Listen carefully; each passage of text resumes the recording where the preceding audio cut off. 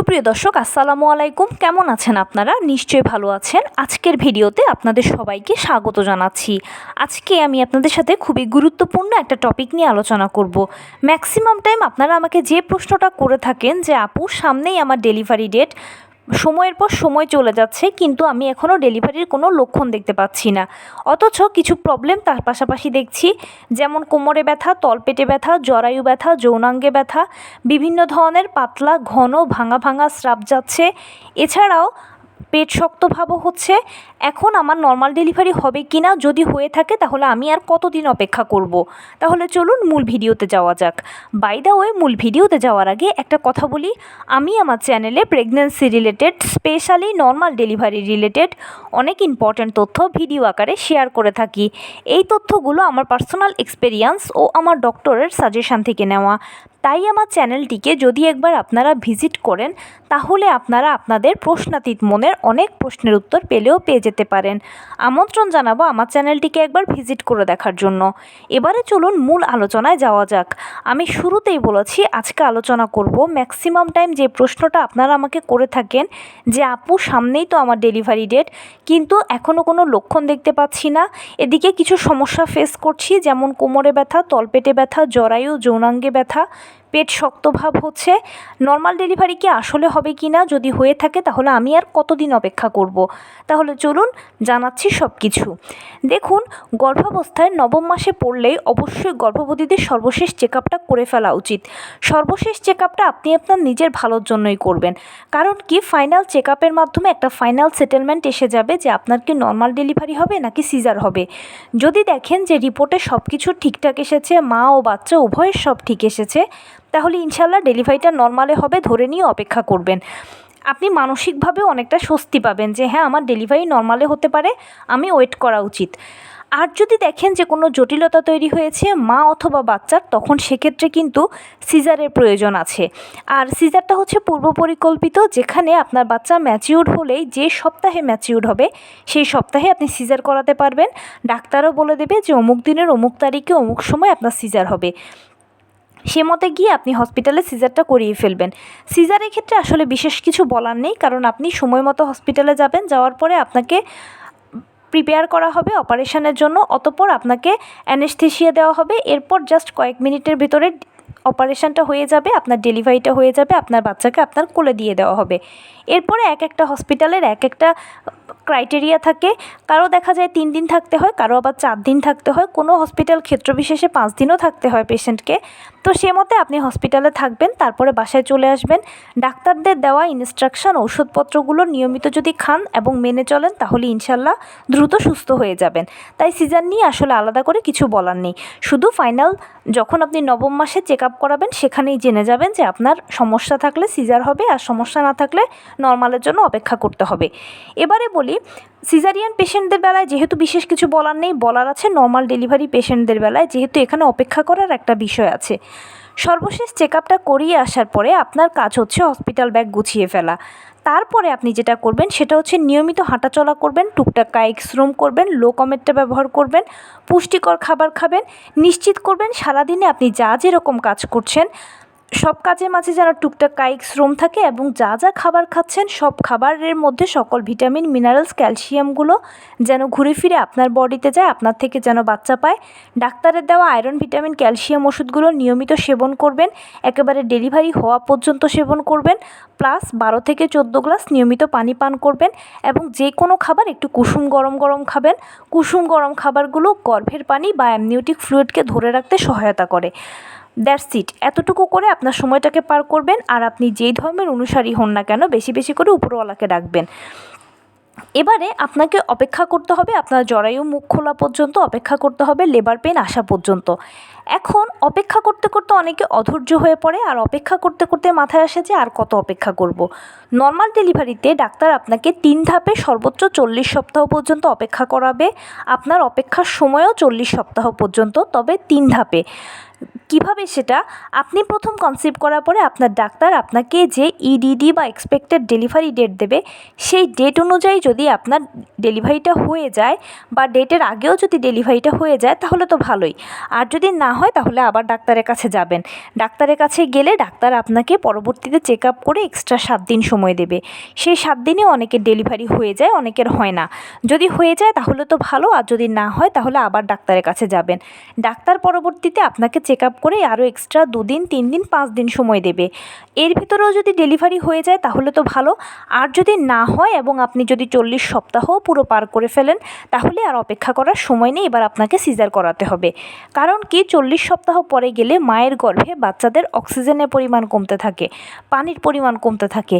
এছাড়া বাচ্চারা একবার টয়লেট করে দিলে মায়ের গর্ভে সেই টয়লেট খেয়ে ফেললে কিন্তু মারা যাওয়ার একটা বড় ঝুঁকি থাকে। এক কথায় 40 সপ্তাহের পরে বাচ্চার মৃত্যু ঝুঁকি থাকে বলেই কিন্তু আপনি সর্বোচ্চ 40 সপ্তাহ পর্যন্ত অপেক্ষা করতে পারবেন, 3 ধাপে অপেক্ষা করতে পারবেন। এখন যারা আমাকে বলেন যে আপু সামনে আমার ডেলিভারি ডেট, হয়তো আপনার ডাক্তার আপনাকে যে সম্ভাব্য তারিখটা দিয়েছে সেই তারিখটা এগিয়ে আসছে, সেই তারিখ পার হলে কিন্তু আরও 2টো পরপর ডেট থাকবে যেখানে আপনি অপেক্ষা করতে পারবেন।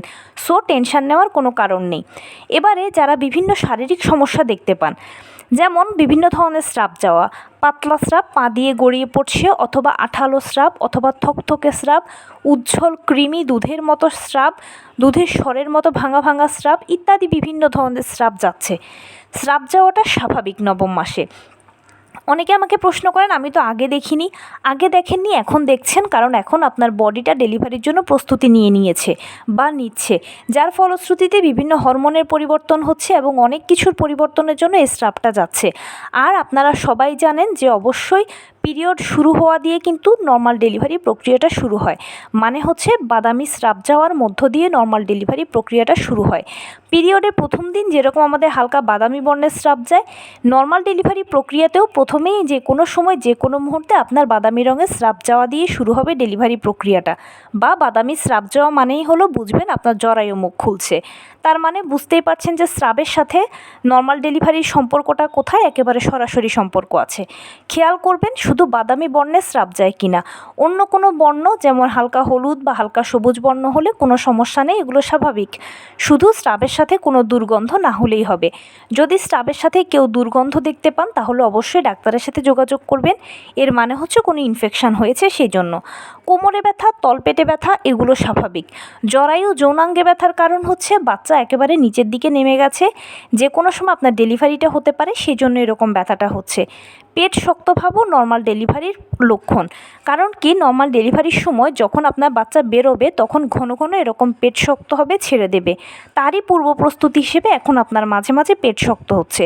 তবে পেট শক্ত হওয়ার বেলা একটা সাবধানতা আছে, সেটা হলো কি 24 ঘন্টার মধ্যে যদি 2বার 3বারের মতো পেট শক্ত হয় তাহলে এটা স্বাভাবিক। আর যদি 24 ঘন্টার মধ্যে 12বার 14বার 15বার 20বারও পেট শক্ত হয় তাহলে এটা অস্বাভাবিক। প্রিম্যাচিউরড বেবি মানে সময়ের আগে বাচ্চা হয়ে যাওয়ার লক্ষণ। আপনাকে অতি দ্রুত ডাক্তারের সাথে যোগাযোগ করতে হবে।